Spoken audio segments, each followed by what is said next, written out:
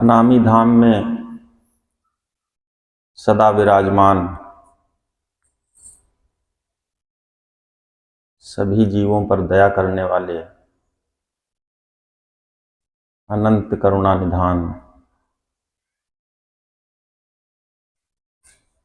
परम पूज्य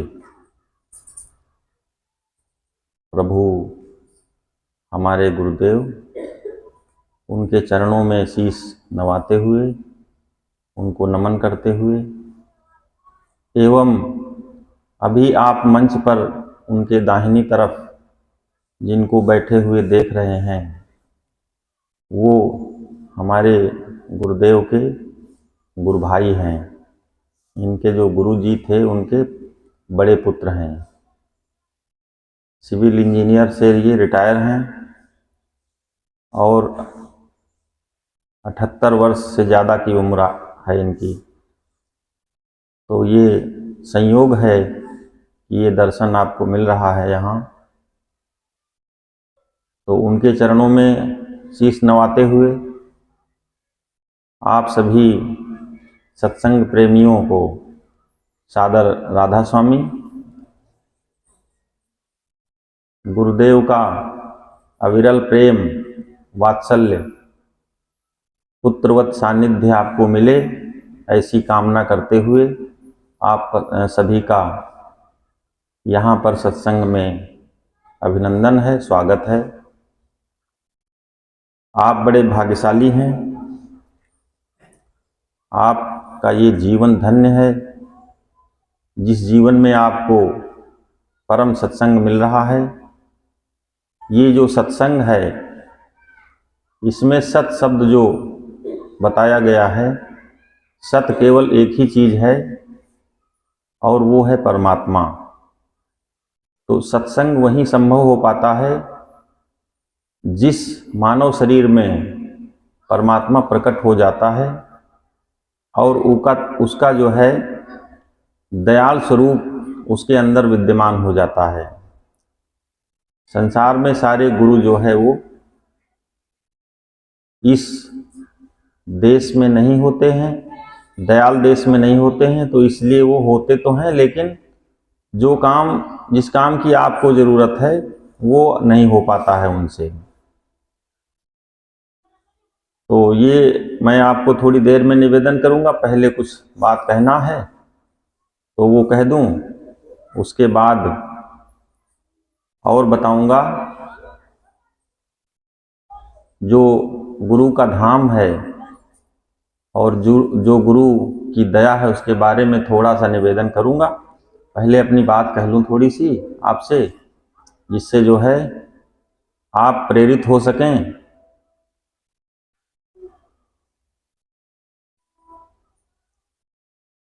ये संसार काल का देश है। जब परमात्मा ने आज्ञा दी संसार की रचना करने की, तो उसने जो है परमात्मा ने, प्रभु ने काल को सारे अधिकार दे दिए और ये कहा कि तुम अपने हिसाब से रचना करो। तो उसने पहले जो रचना की तो उसमें जो है माया नहीं थी।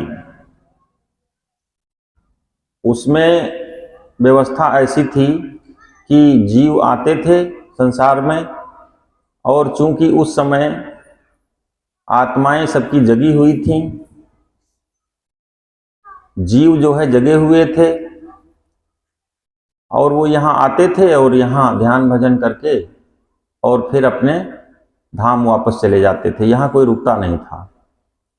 और उस समय जो उम्र थी, आयु थी जीवों की, तो वो बहुत ज़्यादा थी।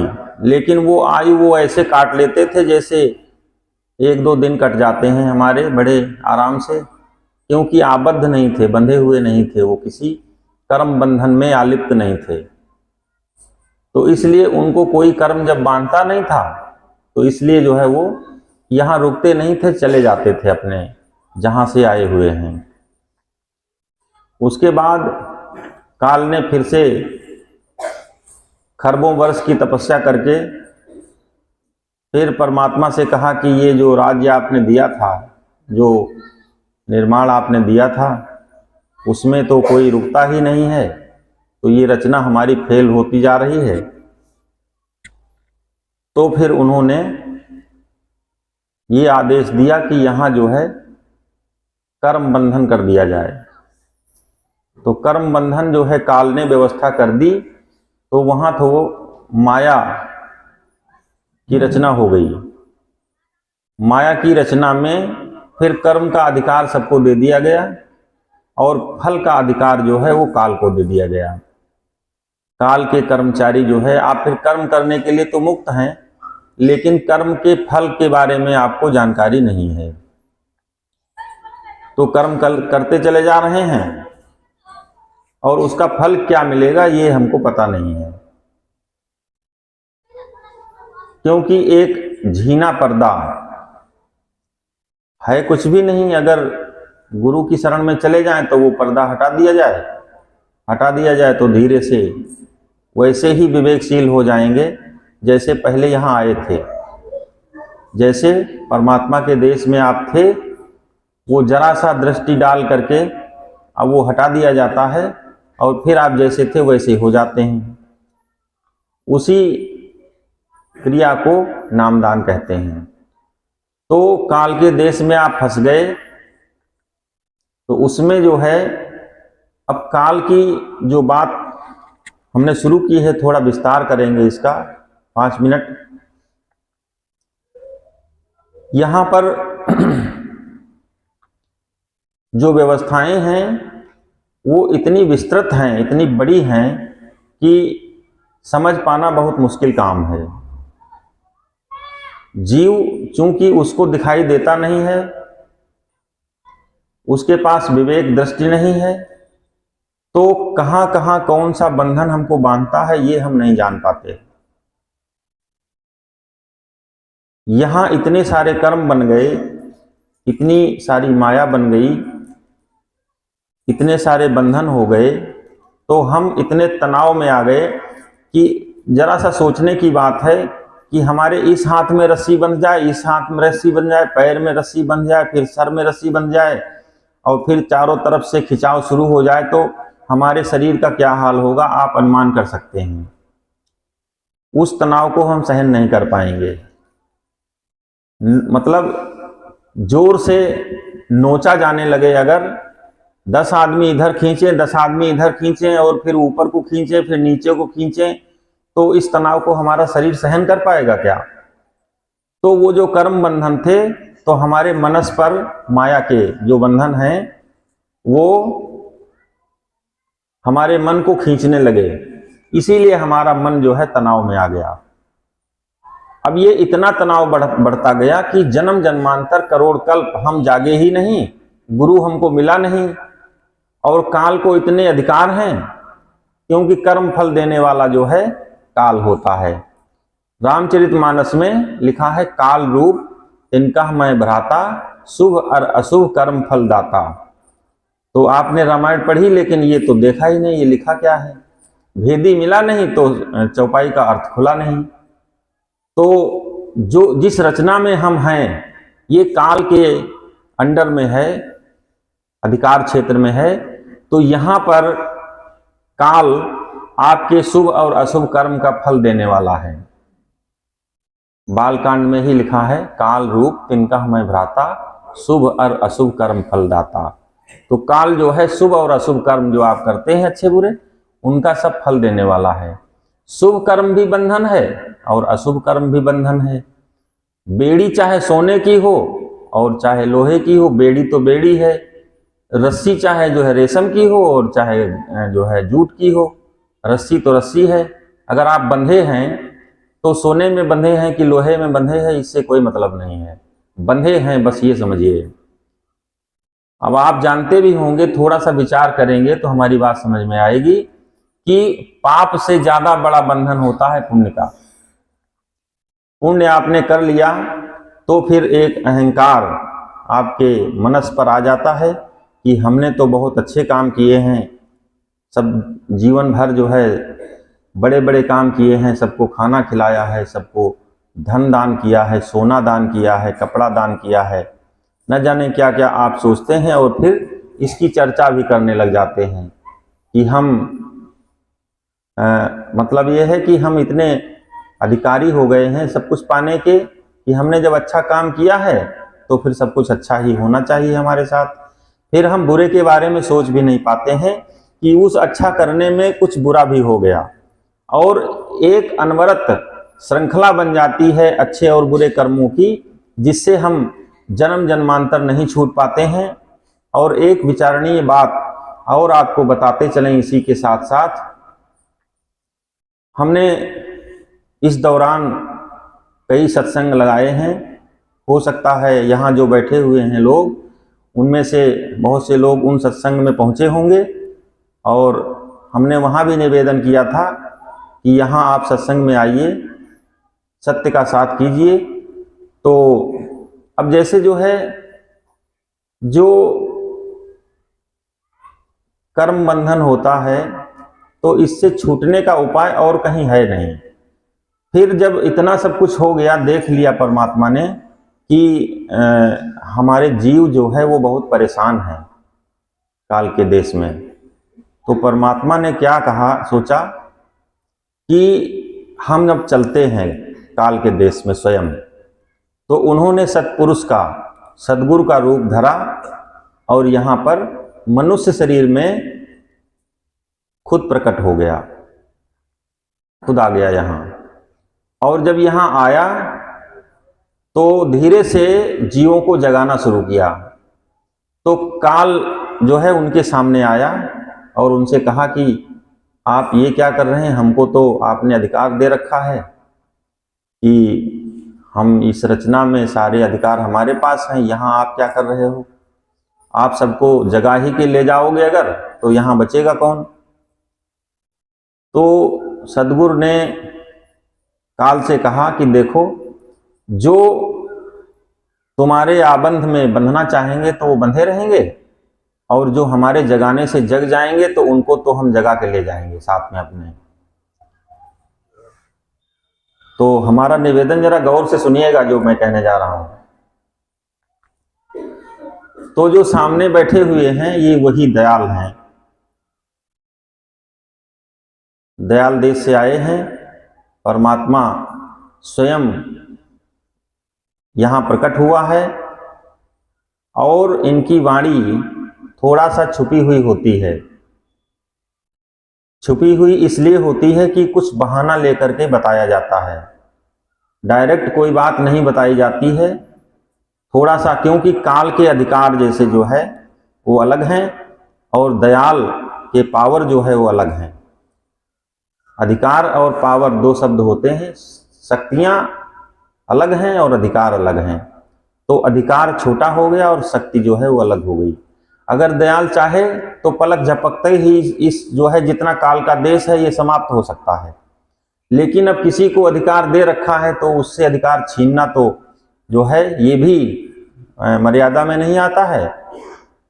वैसे दयाल के लिए तो कोई मर्यादा वगैरह बनी नहीं है, फिर भी जब किसी को वचन दे दिया है तो दे दिया है।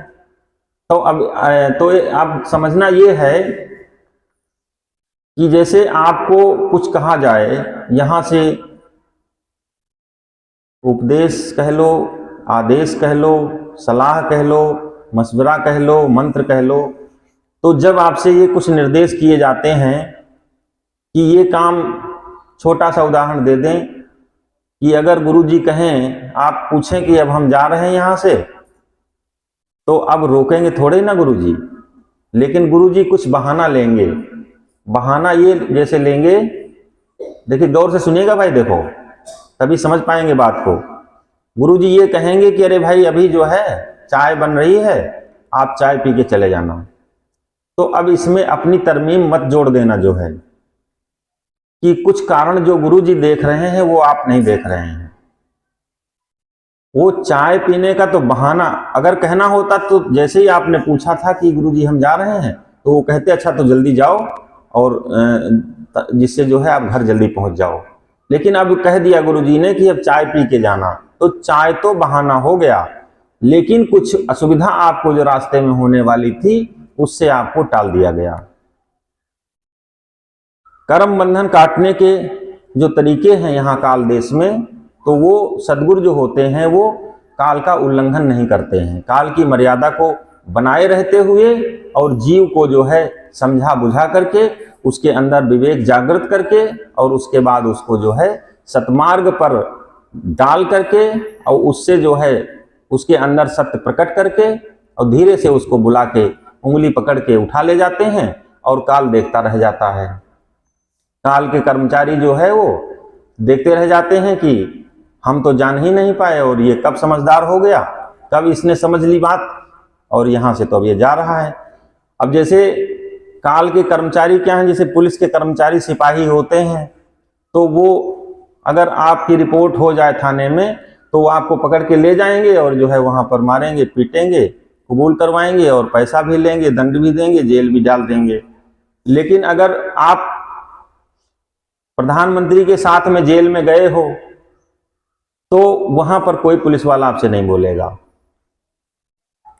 तो सत्य देश का पता सतगुरु को क्योंकि मालूम है, वहीं से ये आए हैं, वहां का सारा कुछ हाल आपको बताया जाता है धीरे से, थोड़ा सा ओट लेकर के, थोड़ा सा सहारा लेकर के, जिससे काल की मर्यादा का उल्लंघन न हो और जीव जो है वो जाग जाएं, जीव सत्पुरुष का कहना मान लें और मान करके जो है अपने धाम वापस पहुंच जाएं, जिससे यहाँ जो दुख भोग रहे हैं वो उससे वो सब छुटकारा पा जाएं।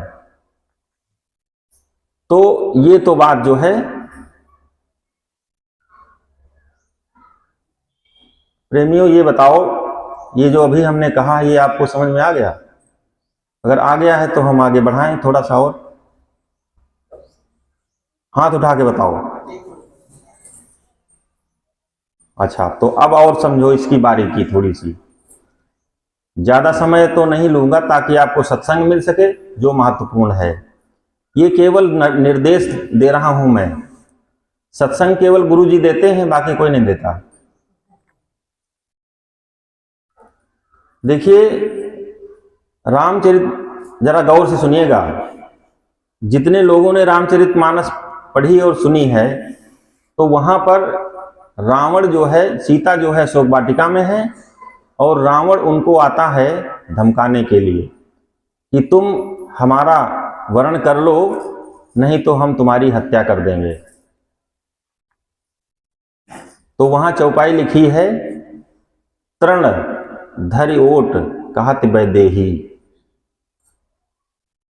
तिनका उठाया घास का और उसके बाद ओट करके और फिर रावण से कहती है कि सुधि नहीं तो ही रघुवीर बाण की, कि तुम्हें भगवान के बाण की बात, बाण माने वाणी, बाण माने तीर, बाण माने बाना स्वरूप, ये तीन अर्थ होते हैं बाण के।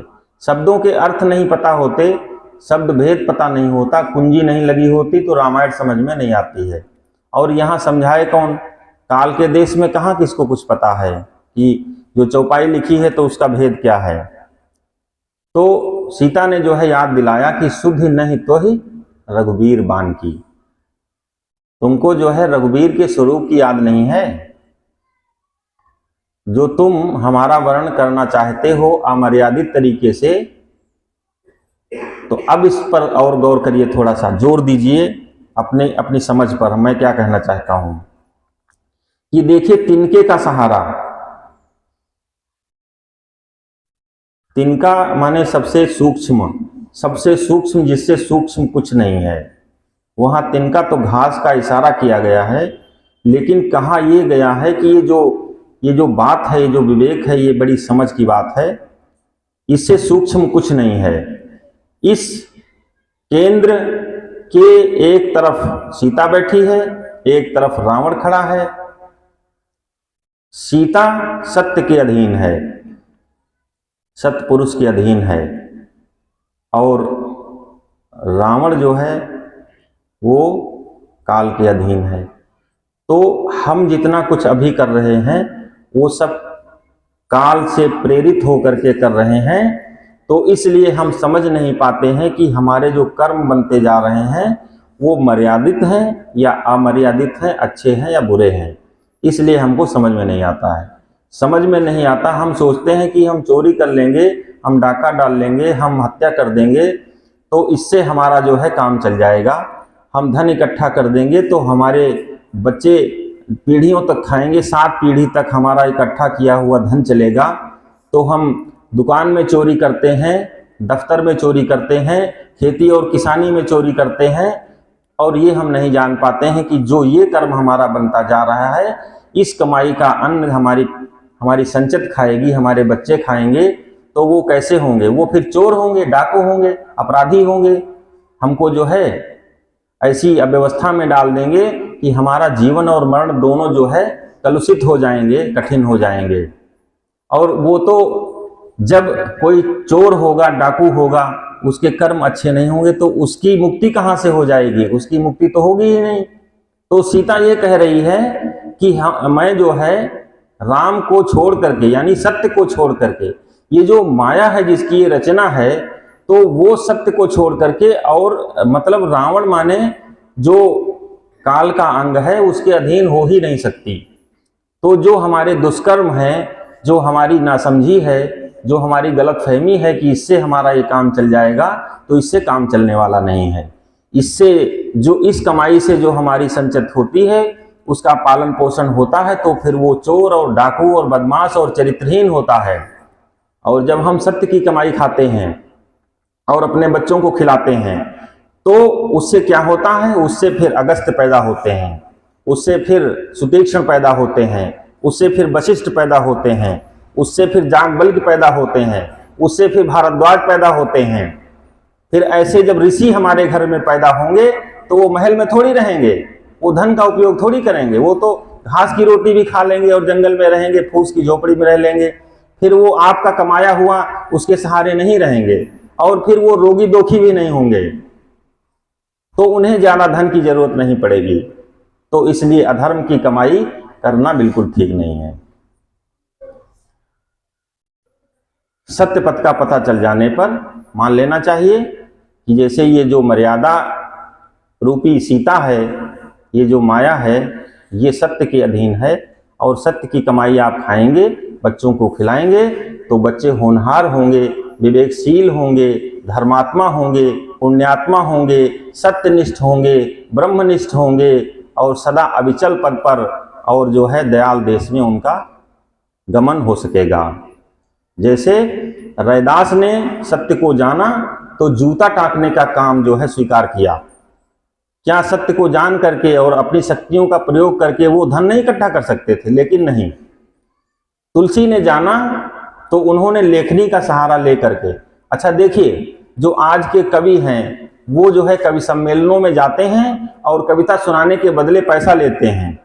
क्या कभी सुना आपने तुलसीदास जी कभी कवि सम्मेलन में गए थे और वहां से लिफाफा लिया था पैसे वाला कि 1000 रुपया या 10,000 रुपया जो है आवागमन का भी लेंगे, खाने का भी लेंगे, और कपड़े का भी लेंगे, और साल भी लेंगे, और प्रतीक चिन्ह भी लेंगे? और ये सब जो है कहीं लिखा है कि तुलसीदास ने लिया था या सूरदास ने लिया था?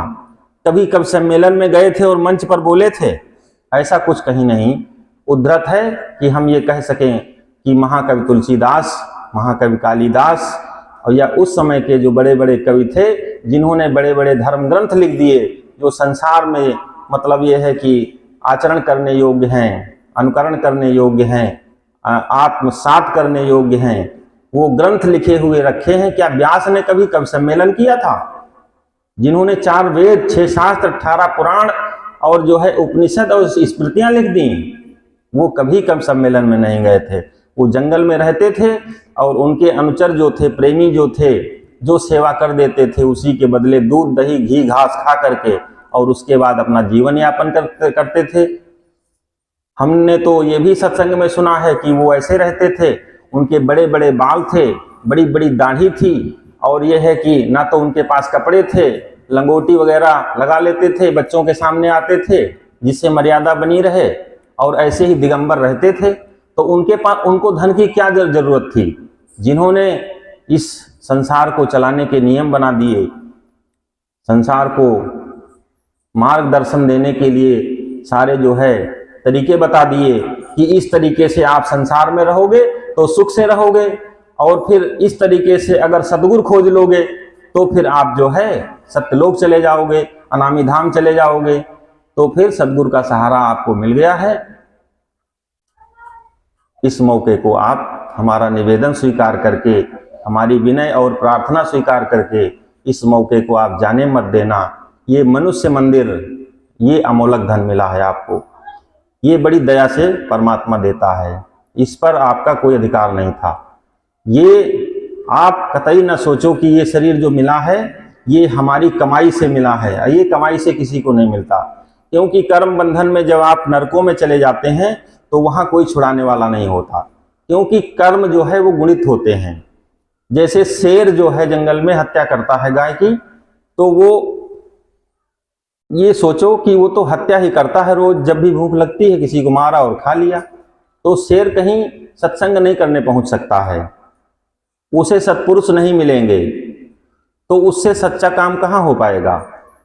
या समुद्र में मछली है तो एक मछली दूसरी मछली को खा रही है, तो वहां क्या सोच सकते हो कि एक मछली सत्संग करेगी।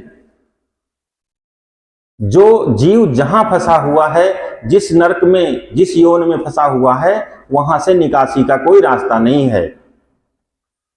जब रास्ता ही नहीं है, उसके लिए कोई कर्म ही नहीं बना है। सत्य को जानने का एकमात्र तरीका है सत्संग, और सत्संग वहां उसे मिलेगा नहीं। तो सत्संग जब नहीं मिलेगा तो फिर वो सत्य मार्ग जानेगा जीव कैसे। और जब जीव सत्य मार्ग नहीं जानेगा, सत्पुरुष की पहचान नहीं कर पाएगा, तो वो फिर जो है मतलब सतमार्ग ना पा करके सत्यलोक जाएगा कैसे। तो इस तरह का मौका बार बार नहीं मिलता है। अगर इस जन्म में आपका कर्म ऐसा बन गया कि आपको निकृष्ट योनियों में जाना पड़ा या नरकों में जाना पड़ा, तो वहां जो कर्म हो जाएगा फिर उसका द्विगुणन होता होता जाने कितना इकट्ठा हो जाएगा, फिर आप मौका नहीं पाएंगे। फिर मनुष्य शरीर पता नहीं कब मिले, कितने कल्पांत बीतेंगे, कितना समय बीतेगा, इस काल गणना का यहां अंदाजा लगाना जो है नामुमकिन है।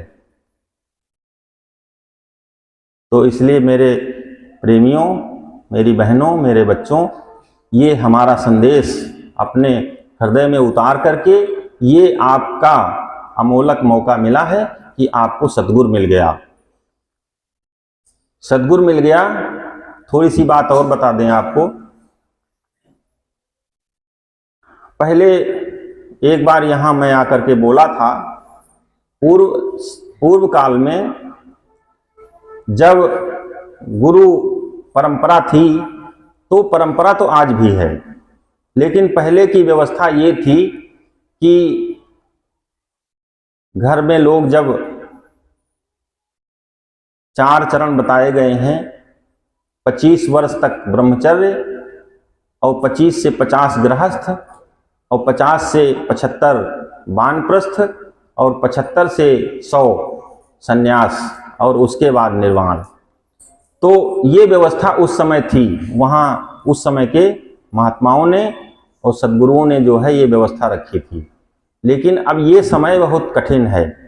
ये समय कठिन इसलिए है क्योंकि हर चीज़ में मिलावट हो गई है, हर चीज़ अशुद्ध मिल रही है। वायु तक तो अशुद्ध है, जल भी अशुद्ध है, इसीलिए आप बोतल का पानी पीना शुरू कर दिए, घर में आरओ लगाना शुरू कर दिए। तो अशुद्धता हमारे कर्म में बनी, तो व्यवस्था में सब अशुद्धता हो गई।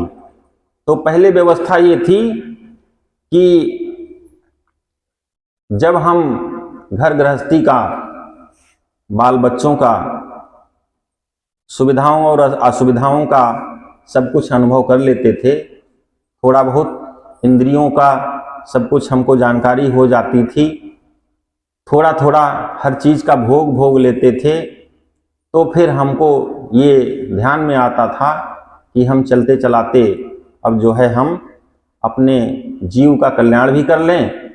तो वो क्या करते थे लोग, घर में भागवत कथा या गीता करा के और फिर निकल जाते थे सद्गुरु की खोज में। तो वो 50 वर्ष की उम्र के बाद का जो वानप्रस्थ जाने का जो नियम था, तो वो ये था कि जो है उस वानप्रस्थ अवस्था में आश्रमों में, तीर्थों में ऋषि मुनियों के आश्रमों में जा करके और फिर ये पता लगाते थे कि कहाँ पर हमको सद्गुरु मिल जाए।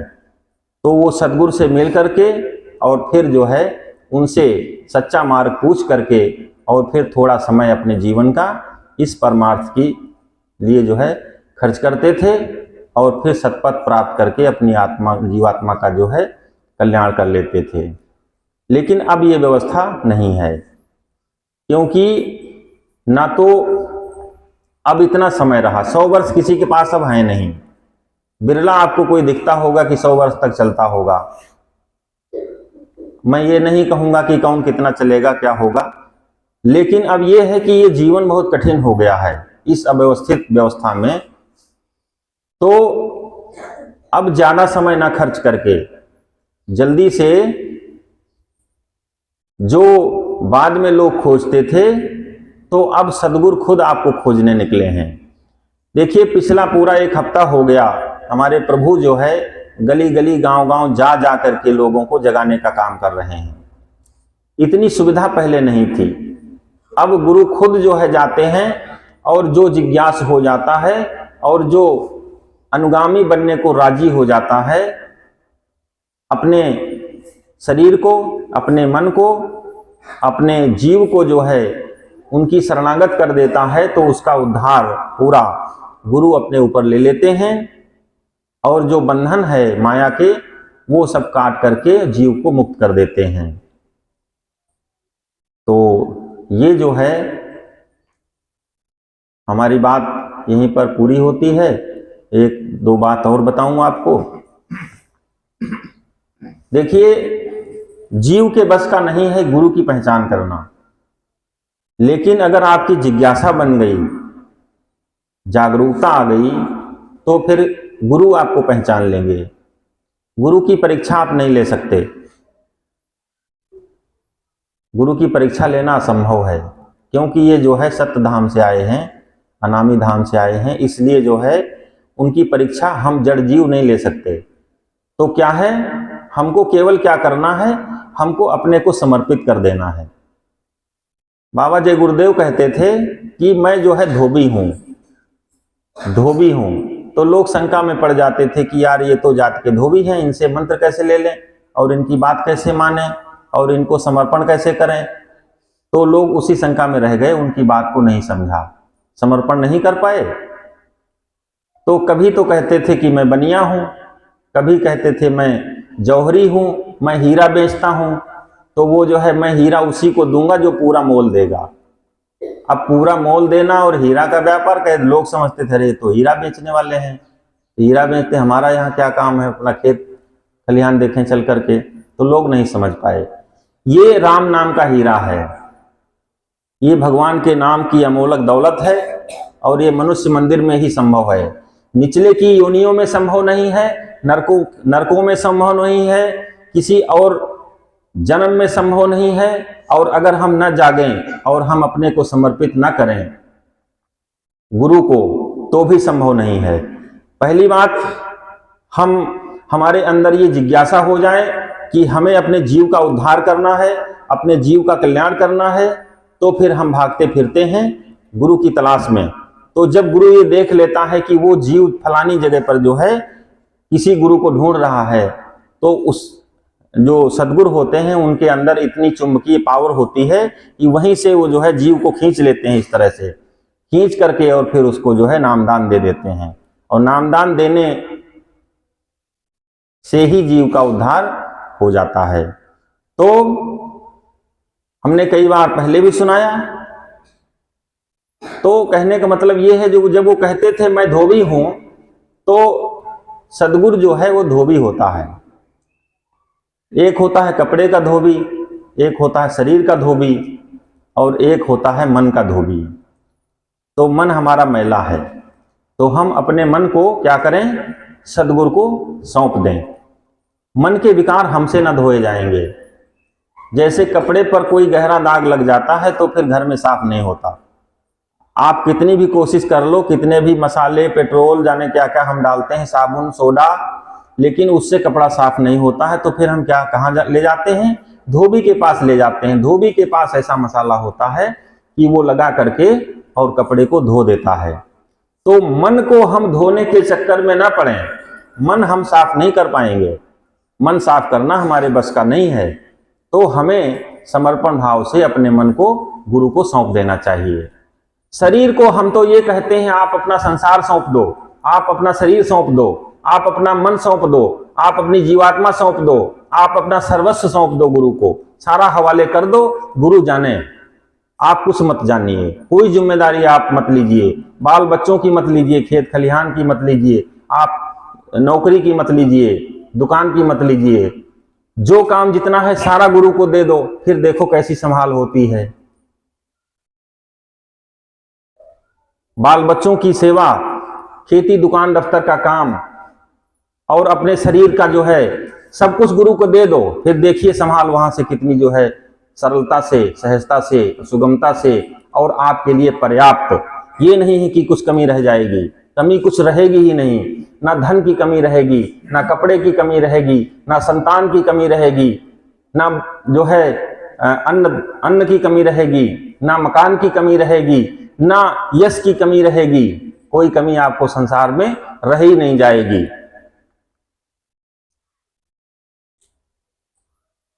इसलिए इतना अच्छा मौका आप मत गंवाना, हमारा कहना मान लेना, ये मौका बार बार नहीं मिलता। ये मौका मिला है आपको, तो इस मौके को आप अपने लाभ में परिवर्तित कर लो और अपने अनुदान में परिवर्तित कर लो। तो गुरु जो दान कर रहे हैं आपके लिए दयाल होकर के, इस समय बार बार ज्वार नहीं उठता है गुरुओं में, बार बार मौज में नहीं आते हैं, बार बार ये दया नहीं उठती है। इसलिए जो है इस समय गुरु दयाल हैं, इस समय सद्गुरु जो है आपके ऊपर कृपाल हैं। तो इसलिए जो है जल्दी से अपने को, अपने शरीर को, अपने तन और धन को और अपने मन को और अपनी जीवात्मा को गुरु के समर्पित कर दो और आत्मलाभ लेकर के अपने जीव का उद्धार कर लो। यही हमारा संदेश है, यही हमारी मंत्रणा है आपके लिए, यही आपके लिए सलाह है। तो हमारा कहना मान लो, अपना सब कुछ गुरु को दे दो। इसके साथ एक चीज और जोड़ना चाहेंगे कि गुरु को देने के लिए वैसे तो आपके पास कुछ है नहीं, लेकिन फिर भी जो है स्थूल सेवा करिए, जो बन पड़े वो करिए।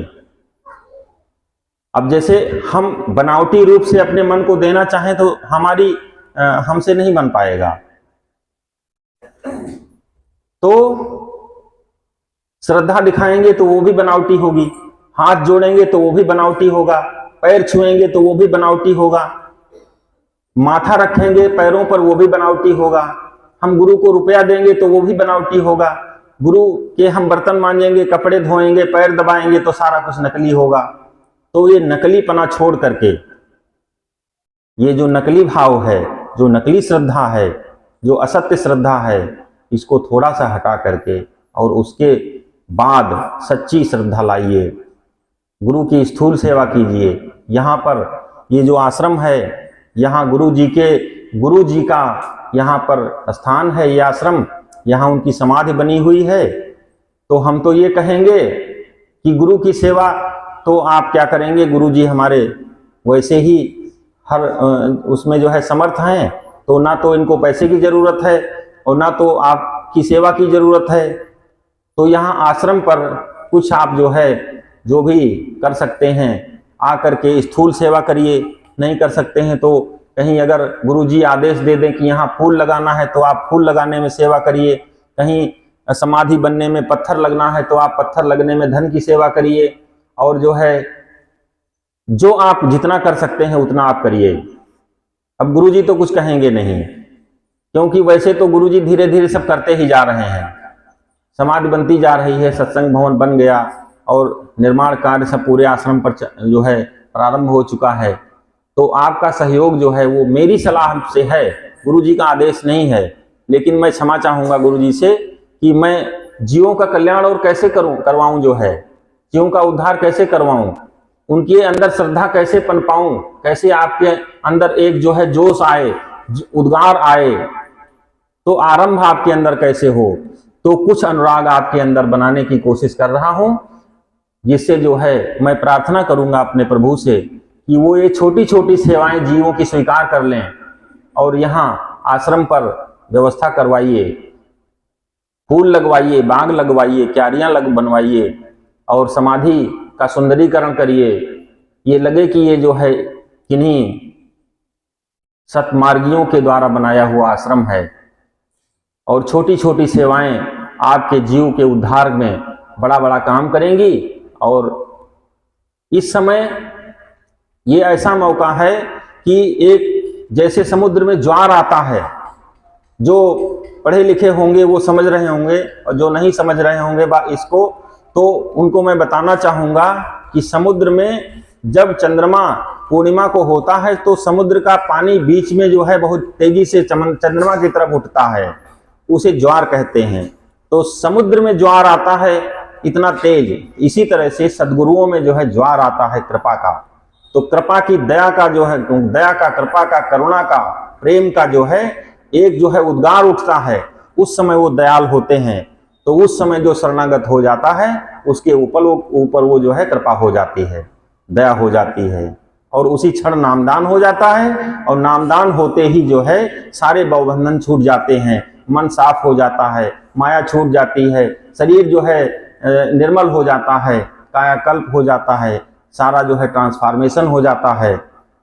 तो इसलिए आपसे करबद्ध प्रार्थना है, करबद्ध निवेदन है, बहनों से, माताओं से, बच्चियों से, भाइयों से, प्रेमियों से, बांधवों से, अपने बड़ों से, जो भी यहाँ आए हुए हैं, सबसे निवेदन है कि आप तो आइए ही और अपने सगे संबंधियों को लाइए, रिश्तेदारों को लाइए, गांव वालों को लाइए, पड़ोस वालों को लाइए, बाहर से और भीतर से, जहां जहां से जिनका आप प्रेम चाहते हैं, उनके ऊपर आप जो है दया चाहते हैं कि इनका भी उद्धार हो जाए, इन पर भी थोड़ी कृपा हो जाए, तो उनको ला करके गुरु जी के शरणागत करिए और यहाँ से उनको आत्मलाभ दिलवाइए। ये मौका बार बार नहीं मिलेगा, इतना सरल मौका, इतना सहज मौका, इतना सस्ता मौका आपको दोबारा नहीं मिलेगा।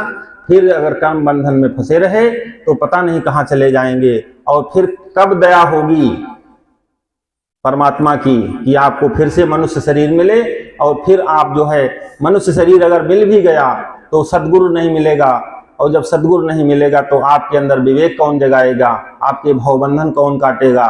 तो जब वो नहीं हो पाएगा तो दोबारा अगर जन्म मिल भी गया मनुष्य का तो भी आत्मलाभ नहीं होगा। तो इसलिए इस मौके को नहीं जाने देना है। आपसे विनय है, प्रार्थना है, बड़े आदर भाव से निवेदन है कि आप इस मौके का लाभ उठाइए और नामदान लेकर के अपने जीव का उद्धार करिए। सभी को सादर राधा स्वामी।